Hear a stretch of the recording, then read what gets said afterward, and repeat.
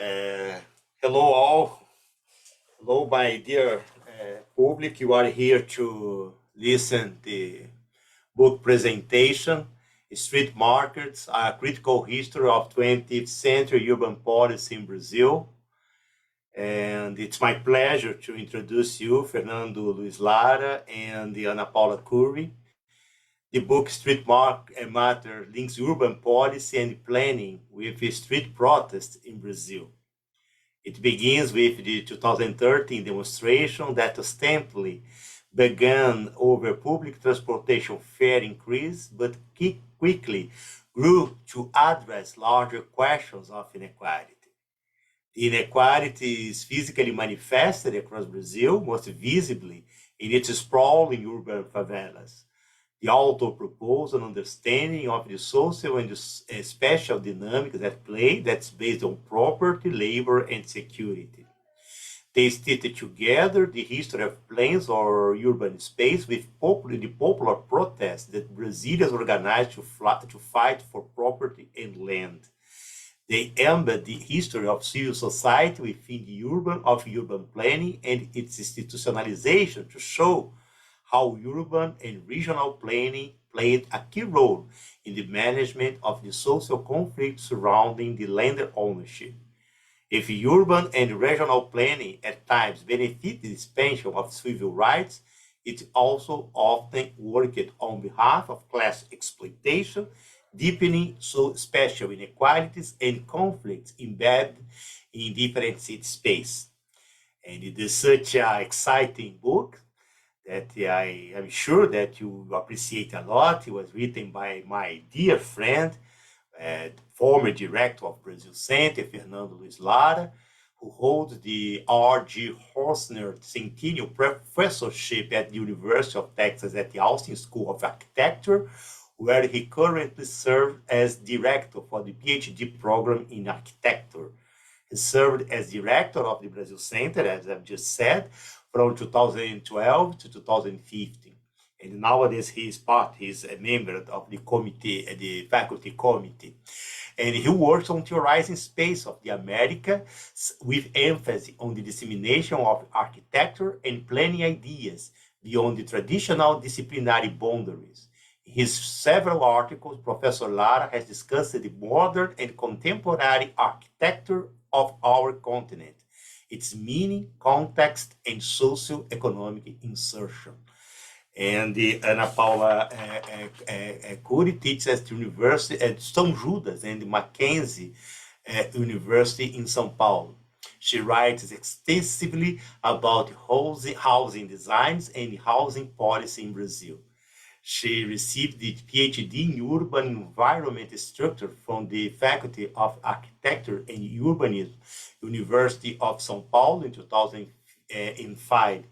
Since 2013, she coordinates with Fernando Lara the research planning and the participation, a new schedule for urban and environment policies in Brazil with PAPVESP and the University of Texas support. Help me to welcome our presenters. I will begin with Fernando. And I want you to let you know if you have questions, please post it on chat, okay? That after Paloma will read these questions for our presenters. Fernando, I believe that you are going to begin, and be welcome, and it will be our pleasure to listen to you. And be welcome, Professora Ana Paula. Obrigado, Marcelo. Pleasure to be here. We are very happy to present this book at Lilas. This is our first book presentation, and it had to be Lilas because the book started here. The book has a long Lilas history. In June of 2013, it's only 9 years ago, but what a different world we lived. We had Barack Obama as a president. Joe Biden was thinking about retirement. In Brazil, we had Dilma Rousseff as a president. Here at UT, we had a president very interested in Latin American studies. And at that time, we, in June of 2013, 50 of UT faculty and staff went to Brasilia to sign many research agreements. Our research in our book is a direct consequence of those agreements. We were here in the Brazilian Congress in June 4th or June 5th of 2013, exactly 1 week or 8 days before this photograph, which was taken in one of the protests in mid-June of 2013.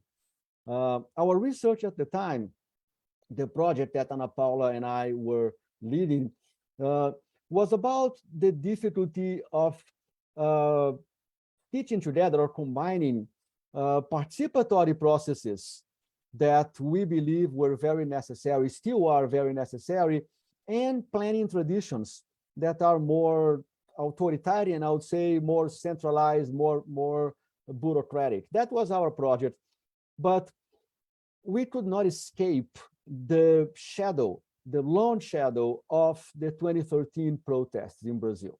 I believe all of us that are Brazilians or work with Brazil are still living the aftermath of the June 2013 protest. We still don't really understand what was going on, why did it happen, and how did it happen. We do know the consequences, the terrible consequences of the unravel of the Brazilian politics and economy after 2013. But we kind of wrote the book in a response to that. The real germ, the real seed of the book was the way in which the Brazilian media portrayed the 2013 protests. There were many reports and magazines, covers, and newspaper headlines saying something like, "O gigante acordou," the Brazilian people woke up and they are finally protesting the lack of infrastructure, the terrible health system, the problems with the transportation system. When we started talking about it, Ana Paula and I, and many other colleagues, we are indebted to many colleagues on this book, we knew that Brazilians have always protested, always. We knew that there were 150 years of urban street protest in Brazil. How come the mainstream media and many scholars were saying that the Brazil had waken up and was protesting for the first time? What we realized was that there was a significant disconnect between two literatures. One, the literature of the social movements that talk about social organizing, grassroots movements, and of course, protest. And the other, the literature of urban planning, urban policy, the rules and regulations that dictate how Brazilians occupy space. Those two literatures were very independent of each other and had very few points of contact in the scholarly literature. So we decided to write this book to stitch those literatures together. There's no new research on this book. We didn't do any archival research. We basically we know the literature really well, both literatures, the literature of urban policy, which is our comfort zone, let's put it like that, and the literature on street protest and social movements, which is very important to all of us in the social sciences. And we thought about a book that would show the relationships, highlight the relationships between those literatures. That was the book proposal. When we started writing the book, I mean, our research project was from 2014 to 2016. By 2016, 2017, we were already writing the book, and the Brazilian political economic situation was already unraveling. All the protests against the Dilma government, the congressional resistance against any measurements to ameliorate the economic crisis in 2015, the coup against Dilma in 2016, and the continuation of the lawfare of Lava Jato and the imprisonment of Lula in 2018. All of those are very important events that were happening as we were writing the book. And as we were writing this book, and of course we start with the outline of the chapters that we will present soon, talking about the issue of land and land ownership and land organization and land accessibility and use in the last 150 years, because we started discussing issues at the end of the Brazilian Empire in the 1880s and the abolition of slavery, and we discussed the entire 20th century. As we were doing that, we realized that there was a huge need for theory, that the conceptual models of the global north, and we, of course, we are using references like Lefebvre or Manuel Castells, so many important scholars from the global north that connected the use of public space and protest and social movements, etc., and developed the theories that we had. Those models could not capture the nuance of the Brazilian case. Those models were insufficient for the Brazilian case. They couldn't explain, especially explain things like, if everything was going so well during the Lula years, and in many, many aspects they were, why did we have massive protests in 2013? There are all kinds of theories about it, from some conspiratorial theories that it was all infiltrated by the right-wing global organizations, which is not really the case. I mean, it was very organic. It was very much from the Brazilian case, and it exploded. But we decided that we needed a conceptual model to explain the Brazilian case. So in the introduction of the book, we propose this theoretical tripod. We call it our conceptual tripod.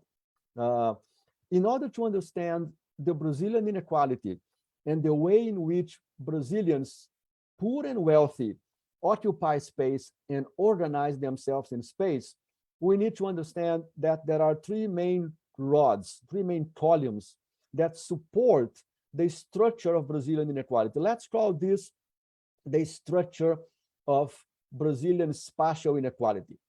One of those rods is the rod of land ownership. Those on the top own everything.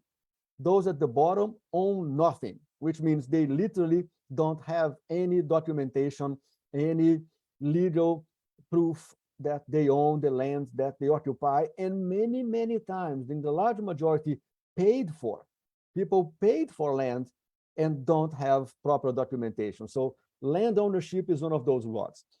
The other rod is police repression. We have a police force that protects those above and repress those below. And this is very spatialized. It's very much about reading space and understanding, well, in this part of the city, we have orthogonal blocks, we have sidewalks, we have this kind of infrastructure. Here, the police behaves one way. And there, where there are no sidewalks and the geometry of the space is different, the police behaves differently. The third column, the third rod of our tripod is labor. A few Brazilians have amazing labor protections, really good jobs that pay well and have all kinds of benefits, including a 13 salary, a 14 salary. It goes on and on, the benefits for those at the top of the Brazilian structure of inequality. And those below, of course, have no labor protection, no benefits, no security, nothing. So this is the tripod of spatial inequality, and it operates in space. It's very legible in space. And in the middle of that tripod, we have the transportation knot, the infrastructure that moves poor people from the periphery to the central areas every day in order to work for the wealthy people. This transportation knot is, of course, at the root of the 2013 protests and many, many other protests in Brazilian history. And we need to go back to that transportation knot as the thing that holds this structure together and make it possible. Now, we propose this tripod to show that when you have progressive policies, when you have some kind of redistribution or improvement of the labor conditions, or less police repression, or land reform, the distance between those above and those below diminish. So the tripod shrinks. When you have regressive policies, when things are getting worse for the working class and inequality is getting worse, the distance improves. So you have a taller tripod. We also understand that this tripod kind of has its intersectionality. It means it reproduces itself in many other aspects. Race and gender are two aspects that reproduce this tripod, with white male on top and black female at the bottom. So it's like a mirror structure that keeps reproducing itself and keeps sustaining the inequality. Now, we propose this tripod in order to read the history of urban policy, of land policy, and the history of social movements from the very beginning. It have always been about land. This is one of the first maps of Brazil right after Portugal gets independence from Spain again in 1640. And you see how the territory was divided abstractly and arbitrarily into those strips of lands that were donated to Portuguese families to take care and populate and defend. Again, it starts from the very beginning of the European occupation. The 19th century, we have examples like Kanudus. The photo on the left here is the church of Kanudus, and it's always striking to me to remember that this destruction was not done by an earthquake or a fire. It was done by gunpowder. Those were bullets that destroyed, reduced the structure of the church to this pile of rubble. And the many strikes and protests at the beginning of the 20th century that marked the evolution of the social moment, the social movements in Brazil. This is the Coluna Prestes that we also discussed briefly. I will focus on this period here, on this timeline here, because the housing policy and the way that housing and urbanization was done in Brazil is central to our argument and is central to the way that we applied our conceptual tripod in order to understand that history. So you have the first Republican period, the so-called Café com Leite of Minas Gerais and São Paulo, from the 1890s to 1930s, extremely liberal in the sense that it was a laissez-faire. Everybody does what they kind of want with the economy. The federal government was very weak, just enforcing ownership and the power of the aristocracy. And then you have 1930, which there's a discussion if we should still call the 1930 revolution, or now, after living through so many of those regime changes, I think we should call it the 1930 coup. But there was a coup in 1930, and Getúlio Vargas gets to power. And Vargas is really important here, because it's the first time that somebody did something that changed that tripod structure. I will let Ana Paula talk about Vargas, because she is the expert on that, on those 20 years, so 25 years from 1930 to 1954. So thank you very much, Fernando. So I would like to highlight some points that I love to discuss in this book with you, and I hope with the audience in the future. And I think the main issue is to highlight how the urban issue is a central issue in the political arena. And Vargas' era is very representative of this issue, of this problem, because Vargas had created the laborism and also the urban society. He managed especially and especially the cities, and controlling the cities to control the vote system and control the workforces through urban policies and housing policies. I think it is very important because the literature had highlighted how the Vargas, sorry, I got flu yesterday, how Vargas had been important in support the labor issue, but less is highlighted on how the urban structure had played a central role in this political issue. And I think this is a key moment in the Brazilian life to present the urban issue as a central issue in the political arena. And Vargas had this policy to construct the relationship between the workforce and the state through security policies, and including in these security policies the construction of modular housing complexes in which the labor force could be educated on how to lead with urban system, and also how to displace the hegemony of anarcho-syndicalism movement.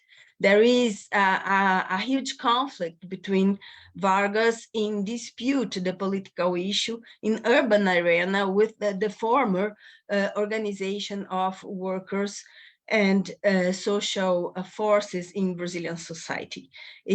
I think it is a very important moment to prove this hypothesis. I think another point to highlight that I love to highlight is in the following period. Oh, sorry, Fernando, thank you. In which Vargas realized that was very important to broaden the housing policy and transform what is presented as a very selective housing policy in the frame of a universalization of housing policy in Brazil through the Popular Home Foundation, in which still remains in the Brazilian debate until 1964, when even the military government need to face the urban issue and the housing policy in Brazil to be supported by the middle classes. So you can see very clearly in this history approach how the urban issues and the urban structure had operated in terms of political issue. It was, we tried to highlight and to put on the pages of this book, showing these episodes in the history of Brazilian society. So Vargas had created Next Please, a very important work sociology, which Vargas intended to frame the social forces toward his own support as a part of the laborism policies. So he created a very complex structure in which it is not only housing complexes, but in the housing complex, there was also social assistance, and there is also food supplies. There is also a lot of modernity which was included in this housing complex in order to construct an entire work sociology in his own political support. Next, please. And it is clearly shown by the sociology literature as Vanderlei Guilherme dos Santos and others, very smart scholars, which had highlighted this political process, how Vargas had implemented this regulatory citizenship through the work system.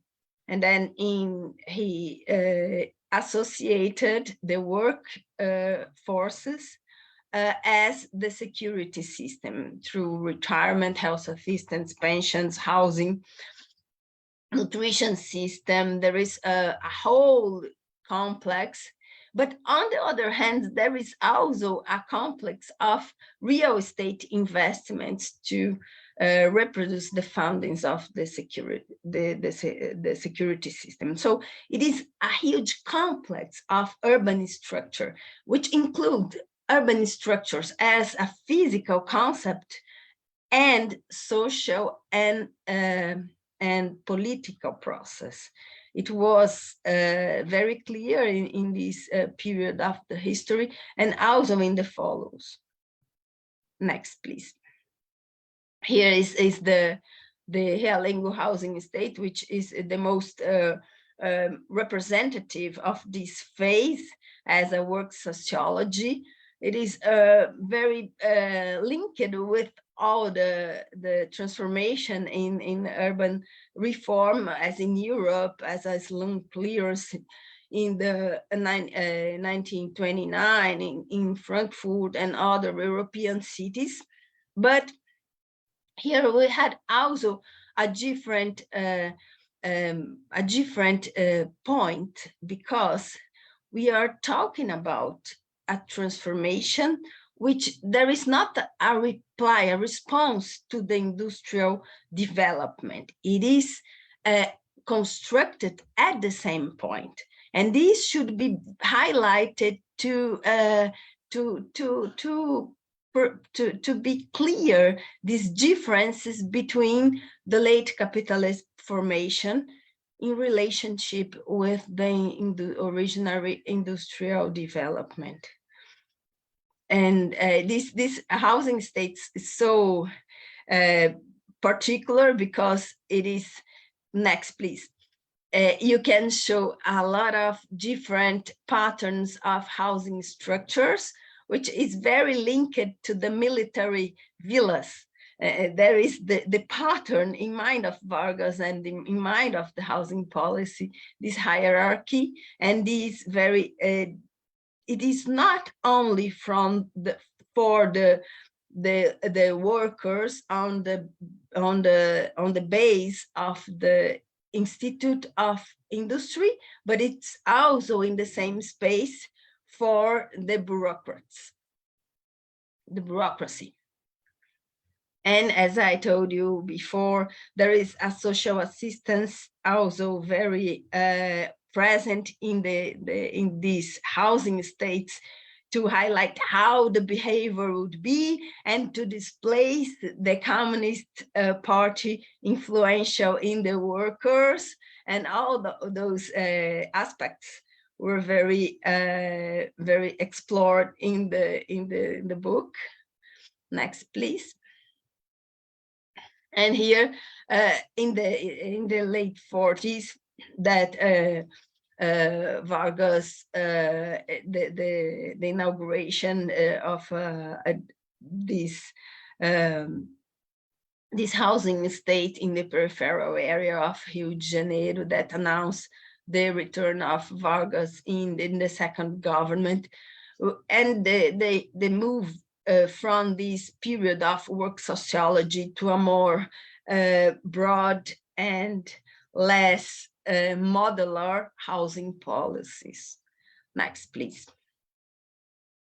And this is to highlight that the phenomenon of urban society is very intense in Brazil, and it is very intense. It is a pattern of Latin America, but in Brazil, it is so fast and so concentrated, mainly in the city of São Paulo, which received people from everywhere. So São Paulo agglomeration, it is not a local problem, it is a regional problem. So we can think on urban issue detached on the regional issue. And to highlight this this boom of urbanization had the same occurrence in the history in which happened the military coup in 1964. So there is something that we should analyze, how the impact of this very fast and concentrated urban phenomenon in terms of political issue. And so we tried to explore this in the book, showing this moment in the 60s in which Jânio Quadros had been an important interpreter of the urban issue in Brazil. And after João Goulart tried to yes, Jânio Quadros, and this is the Jânio Quadros' most important symbol, and he is an important interpreter, and his career is linked with the development of peripheral area in São Paulo, mainly Vila Maria, but it's not about Vila Maria. It's the whole country that are being gathered together in Vila Maria. And so these connections had boosted his political career. So I think it's the book intended to sensibilize the political agenda as urban issue is very important and sensitive political issue. So in the 60s, Jânio Quadros lasted so much in the power. She declined from his term 7 months after being announced, and João Goulart assumed as new president. What we highlighted in this part is there is two different traditions. Jânio Quadros had been a perfect interpreter of urban issue, but João Goulart interpreted the regional issue. João Goulart had give voice to Celso Furtado and gave them the importance of to try to imbalance the regional inequalities, but not so highlighting the urban problem. So there is two different heritage in terms of planning, and João Goulart was not so proud and not so sensitive on the urban issue. And so you can go. I just want to highlight something, Apollo, because we skipped one slide. It's just highlight how our conceptual slide explains some of those moments, like the political crisis at the end of the second Vargas term, the political crisis of 1953-54 is very similar to the crisis of 2014-2015. There was a little improvement of labor conditions, and the Brazilian that improvement of labor conditions, according to our diagram, creates instability in the structure because there are some privileges that are threatened by the improvement in the labor condition, and that instability, that instability in the structure of inequality is reflected on the political instability, and the elites go after Getúlio Vargas with all their powers, with all their might. And Getúlio Vargas, for those who don't know the Brazilian history, Getúlio Vargas committed suicide in August of 1954. And according to the Brazilian scholars, that suicide delayed the military coup for 10 years because there was such a popular commotion around the suicide of Getúlio Vargas that there was no climate, no context for a military coup in the 1950s. But then back to João Goulart to explain the coup of 1964. Yeah, 10 years because later. it is very difficult to put all the history in the presentation, but I would like to highlight this imbalance between the regional issue and the urban issue as part of the same system, but they should be addressed in the same proportion. If not, we have an imbalance of power and a sensitive political issue. I think how I am architect and urban planning to learn the history of Brazilian society. It is very clear how this imbalance of urban and regional issue should be addressed to have a better, as quoting Milton Santos, a better regional pact or territorial pact, national pact. So João Goulart belongs to the other tradition. He was from Vargas board on the second government as Ministry of Labor, and he has this important interpretation of regional issue and the syndicalism heritage.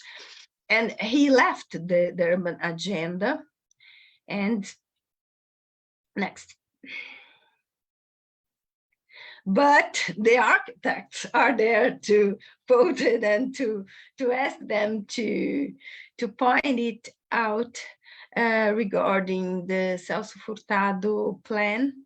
That is, Celso Furtado was our first Ministry of Planning and Economic Planning, and he didn't include a specific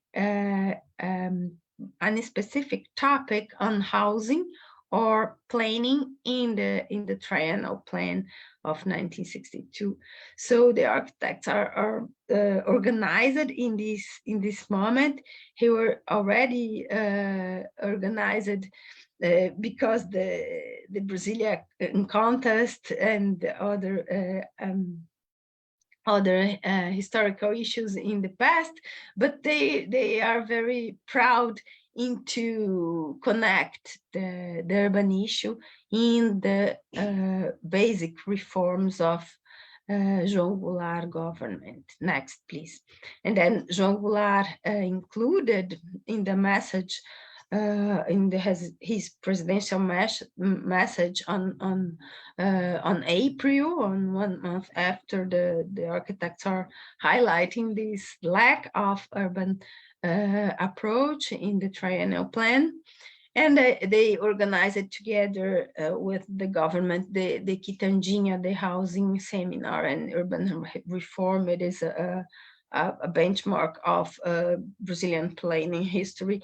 And I wrote, we have a lot of inputs about the Quitandinha urban reform, but I would like to highlight only the urban reform, how it was stated in this moment was very difficult and transforming along the Brazilian history. What we are now talking about urban reform, it is not exactly what happened in 1963. Next, please. And so here we have already we are now in the contemporary issues, and Fernando, you can continue. No, there's one information that we highlight a lot in the book. There's a whole chapter about that, is the fact that the military dictatorship of 1964 to 85, they responded to the debates of the 1960s, to the Quitandinha seminar, and to the failures of the previous housing policy of Vargas and Jânio Quadros and João Goulart. And the military created the bank, the BNH, to finance housing throughout the country. And they tried to implement centralized planning for the majority of the country. They managed to implement some metropolitan planning.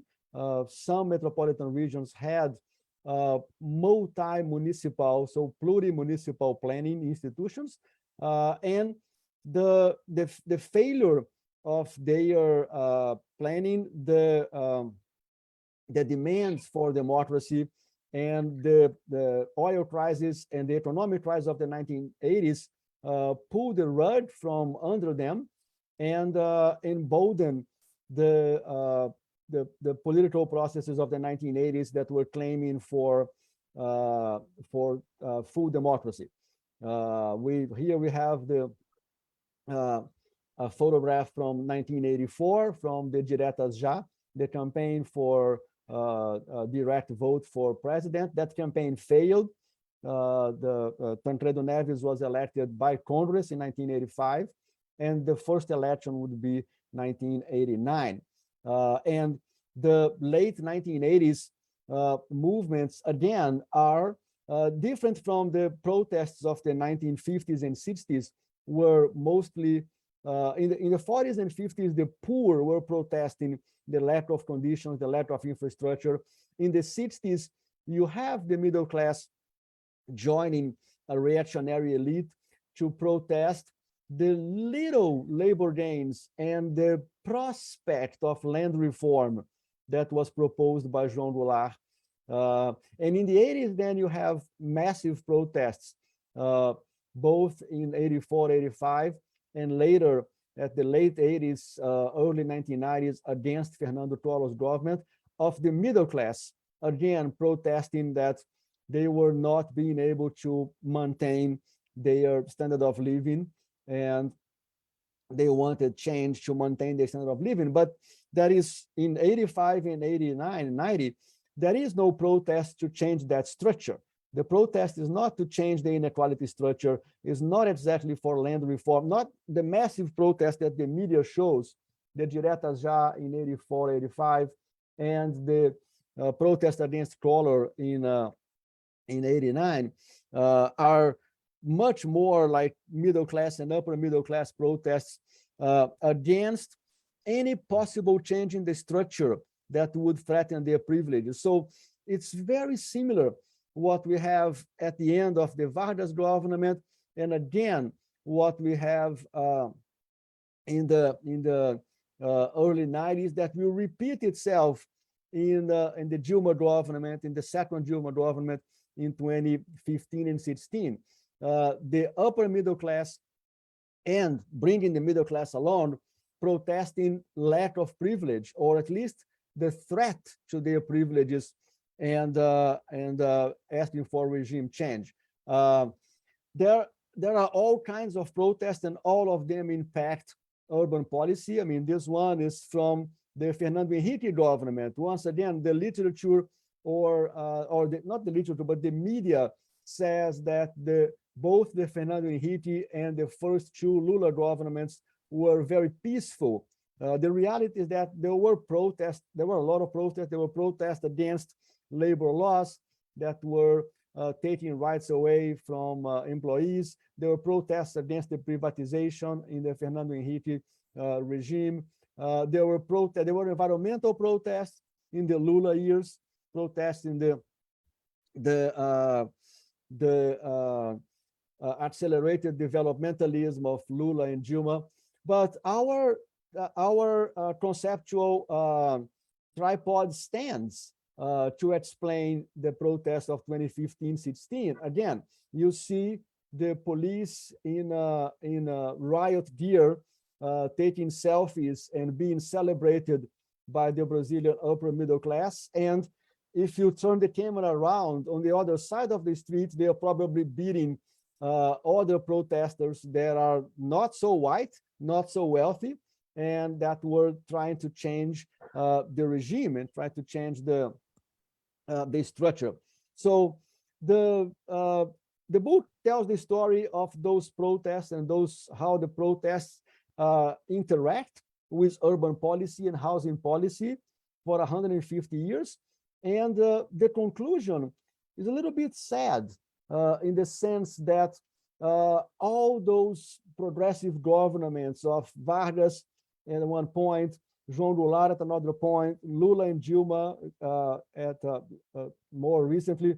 All they managed to do was to shorten a little bit the distance between the rich and the poor, and shorten the distance in one of the things that they could control, which was the minimum wage and labor gains. There was never a real attempt, like never an actual implementation of land reform. There is no plan for giving full property rights to the Brazilian people who paid for their land all over in the periphery of the city. There is no conversation about police reform. It's a topic that every time it comes up, it's left for later. Oh no, it have urgency. We can't talk about police reform and change the police right now. So the labor is the only one that the federal government has to intervene, and still every time that labor conditions improve, it creates that little bit of improvement, creates enough stability on the whole structure that brings the middle class and the elite to the streets to protest, and you have coups and regime change. So the power of that tripod is very, very strong. And as I said in the beginning, it reproduces itself in other layers, like the layer of gender and the layer of race and racial relations. So that's the end of the book, and that's where we are. Brazilians will vote in 2 weeks between going back to Lula and his negotiation, his belief in negotiation, or rewarding Bolsonaro with 4 more years of just violence. So that's the urgency of the conversation, and the difficulty of escaping the power of that structure of inequality that is not really being tackled. That's where I end, and I think we should have some time for questions now. Let me stop sharing. My congratulations, Fernando and Ana Paula, on your outstanding presentation. I'd like to ask Paloma if you have any question, because I can't see it here on Zoom chat, but if on the Facebook you have, if you have no, not yet, but I do have a question whenever you need me to start. If you have a question, Marcelo, you can go first. Well, again, congratulations on your presentation. I understood I believe that I have understood the main argument of both presentation, the book main argument. But if Fernando and Ana Paula, I'd like to understand if you could deepen this aspect about the knots. The first image, Fernando, you presented was a knot in which you have different 2 layers, 2 triangles, the elites and the labor class, and you presented 3 lines linking both sides of both layers, and you mentioned the first was the transportation knot, and it was the origin for the 2013 demonstrations that began as a legitimate social movement manifestation, but over time it has become something appropriated, grasped by the far right wing. And the question is that, well, in a first moment, the contradiction that was present in the Brazilian streets was revolved around problems of social services. Dilma and Lula had made a great endeavor to bring to Brazil the Olympics and the World Cup. and population were very was expressing their dissatisfaction with that, and expressing their grievance because they believed that this resource could be applied in other sectors and so on. But the question is that can we identify this first movement as a contradiction between the elites and the income redistribution process, or it's something that related the income redistribution process and the expectations that the Brazilian population start having after this period of timid, of child social inequality reduction. And so what has triggered what has triggered this That's a great first question. movement, and why did not the social movements get the control? Could not, or if you have any answer to that, okay? I'm here just to trigger the conversation, no, please. The question is a great question. And in the book, we discussed the similarity between what happened with Vargas in the mid 1940s and later in the 50s, and what happened in Lula in the 2000s. The Lula years, the improvement in the life of the poor was mostly done by increasing the minimum wage, and there was a kind of improved consumption.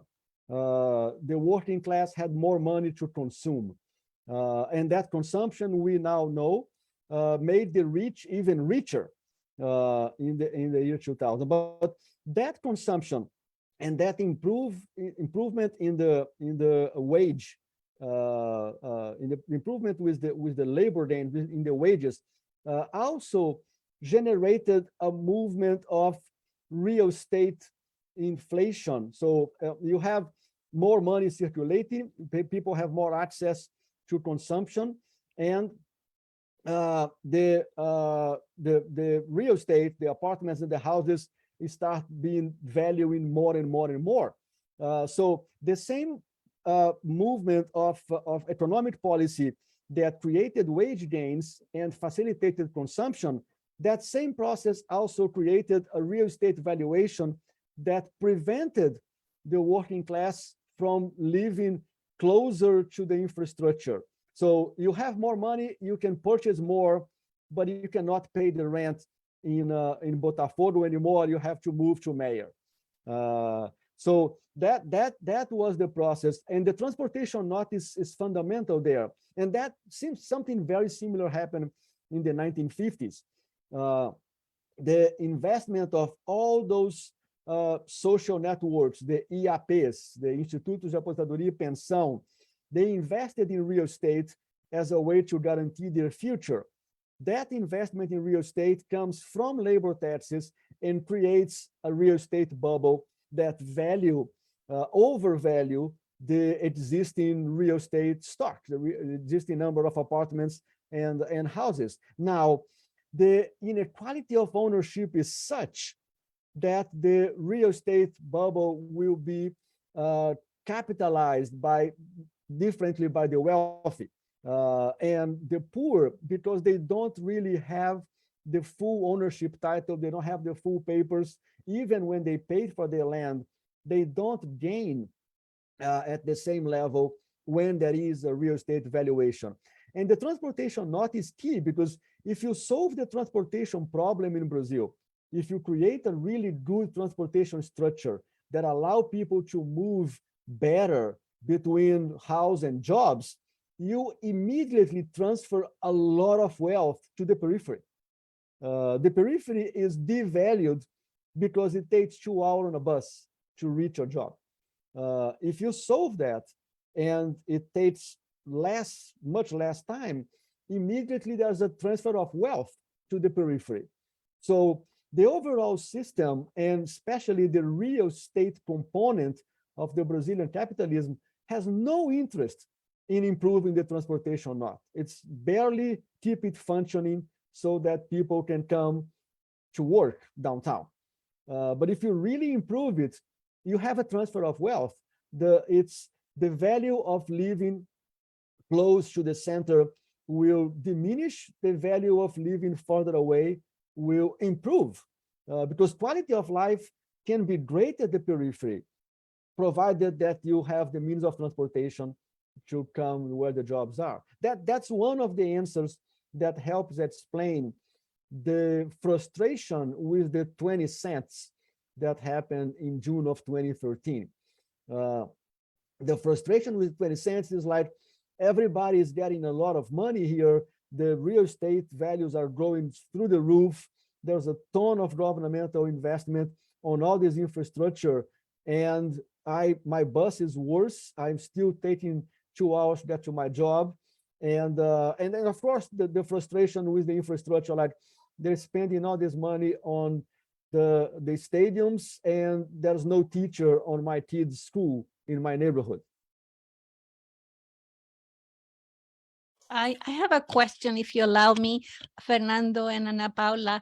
I was thinking of cities like my own town, Valparaíso, Chile, that grew up in a very spontaneous and chaotic way, and maybe Rio, similar to that, and compare with Brasilia, that have a plan, I guess, from the very beginning. And it seems to me that that per se should guarantee more equity and access to services, transportation, but maybe that's an oversimplification, right? So now you're going to tell me why it was an oversimplification. And the other question is, the role that these other economic forces are playing, like Airbnb, they're pushing gentrification and getting people away, even farther away from the land they own. Do you anticipate that left government in Brazil could play a stronger role regulating those? You want to answer that, Ana Paula, maybe? Yes, let me try.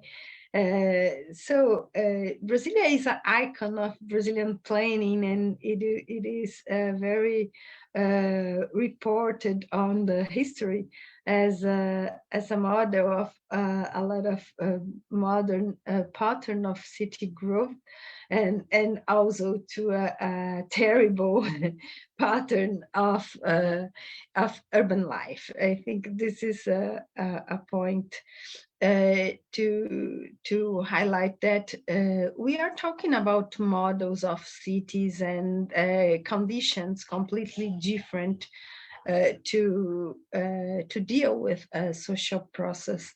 And let me try to point something that I think it's very important for our discussion is we should realize that planning and urban issue had a strategic role in the organization of society. And the political issue is very sensitive about this topic. As we're talking about in 2013 protests, we are talking about the difficulty in to address the city planning in the moment in which the Brazilian economy had boosted and even boosted from the below to the top of social pyramid. And then it is quite curious that in that moment that the giant had a wake up, we had this situation. We would like to point in the center of this discussion the planning as not a solution to organize the social life, but the planning is very sensitive political issue, and it will be even more in the future. So we have different cities and different models of space organization, but we should address it, this pattern of cities and spatial issues in terms of social agreement. And my interest is to go deep in the history to solve this enigma, how different situations could solve this problem, how could be organized in some period of history. We have found something that is never he'd written before that the military regime in Brazil had an important support from the middle class because the National Bank of Housing, the National Housing Bank, they supported the military regime through a very wide program of social houses. So we should to deal with this issue. And the second question, I don't know if if I had a good response for your question, but I think as I'm architect and urban planner, I would like to put these points on our discussion. And the second question, I'm sorry, I missed. The second question was if you anticipate a left government in Brazil is more likely to regulate more strongly Airbnb to prevent further gentrification of zones in Rio de Janeiro and other desirable zones for tourism. Okay, so the gentrification, I don't think so. It is something that we could overcome in the next government. I think it should be a completely different perception of the gentrification and the spatial structure. I don't think these categories of gentrification could address the challenge that we have in the future. We have, if you think on if you think on air pollution, for example, you think completely different. That the places in São Paulo, for example, which the real estate's more value, it's the places in which the air is bad, is worth in terms of air quality. So I think we should rethinking on the categories of segregation, gentrification, to address a more equal and co-produced cities. This book started with a real case in Itaim Paulista. Fernando and we were study a peripheral neighborhood in Itaim Paulista, is peripheral area of São Paulo, in which you can see it as also very segregated neighborhood in the São Paulo city. But in the other hand, there is three centrality and huge Gini index in this spatial tissue. There is inequality inside of these peripheral areas. So I'm trying to think over these categories of planning to see in more detail as history as we did in the book Street Matters, but also especially in the city, these patterns of so to address gentrification, we should replace the analysis of the city and its correlation with public policies and political agenda. I think this is for me is the first point, to review these huge categories which are explain the inequality in the cities. I don't know if I reply your question again, but it opened my mind. Thank you very much. Ana Paula and Fernanda, I have a last question. We're almost finishing our book presentation. That's something more methodological. In some moments, you mentioned that the book focus on Vargas, and in other moments we are dealing with some more contemporary issues. But in the Vargas period, in the Vargas era, we see that you refer to Rio de Janeiro urban policies. And am I correct? Is my understanding correct? And my question, because for example, in the field of education, if you focus just in Rio de Janeiro, you would not have a good idea about what is taking place in the other parts of Brazil.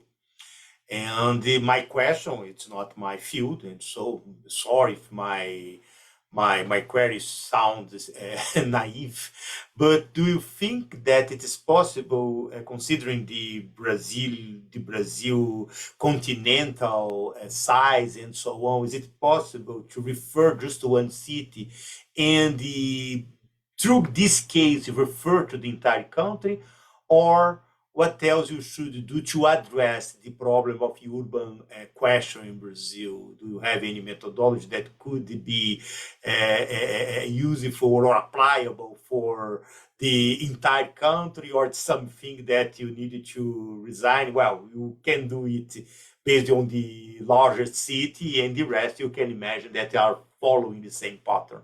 No, that's a great question, Marcelo. Thank you. We struggle with that a lot. When we were writing the book, we struggle with the centrality of Rio de Janeiro and São Paulo as the two big focus, the two big centers of urban policy in Brazil. And there was always in the back of my mind the idea that we needed to talk about Recife, talk about Belo Horizonte, talk about Porto Alegre, Curitiba. But the history of the 20th century is such that you have two main points of dissemination. And Rio de Janeiro is the main point of dissemination until the late 1950s. And then São Paulo is the main point of dissemination after the 1960s. So we can pretty much divide the 20th century in two and reduce it's a simplification, it's an oversimplification, but pedagogically and theoretically, we can say that Rio de Janeiro was the center of urban policy in Brazil until the late 50s, until the beginning of the construction of Brasilia, and São Paulo is the center of urban policy in Brazil afterwards. And this timing coincides with the time in which São Paulo becomes more important than Rio, both economically and in the sheer number of people. So what is discussed in São Paulo today have a dissemination power that goes throughout. But that said, there are things that we discussed in the book, like the idea of ZEIS, Zona Especial de Interesse Social, is something that comes from Recife in the 1980s. The participatory budget of the PT was tried before in Porto Alegre, right after in Belo Horizonte. So there are things that came from the secondary ring of cities that came to the forefront of urban policy. But as a rule, Rio dictates the urban policy until the late 50s. São Paulo dictates the urban policy after the 60s. I don't know if Ana Paula would agree with me. Yeah, let me add something in this discussion. I think the metropolitan agglomeration in Brazil is a regional phenomenon. I will repeat that.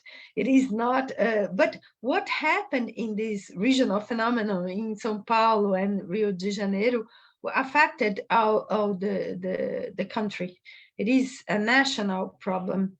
And what we focused was the real estate market and the favelas phenomenon, which were more visible and intense in this huge agglomeration in Rio de Janeiro and after in São Paulo. But it is not a São Paulo closed process. It is caused by the imbalance, the regional imbalance of Brazilian society.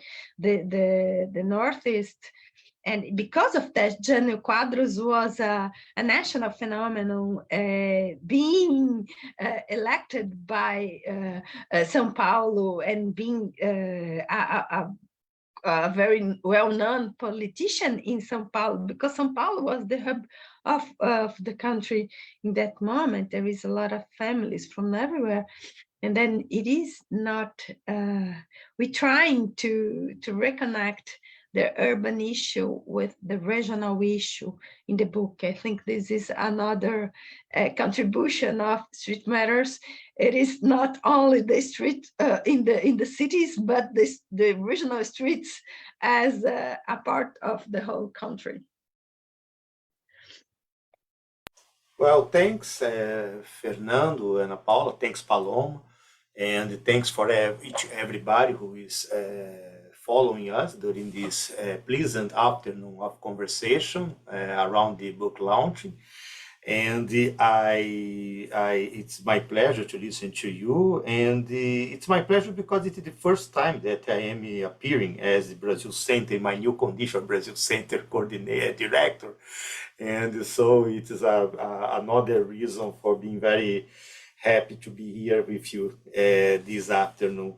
And I would like to remind everybody to attend the October conference on Brazil Bicentennial that will take place on October 13 and 14. You have several scholars, Brazilians coming here online to debate about that strange country called Brazil. We hope that in a couple of weeks we'll be able to Breathe. be able to breathe. to enter into a new reality, to be able to be released from that nightmare, institutional, political nightmare that are lurking over our heads. And I believe that your book, Fernando and Paula, brought a big contribution in this regard. I am wrapping up our session. Thanks for coming, and I hope to see all of you very soon. Bye-bye.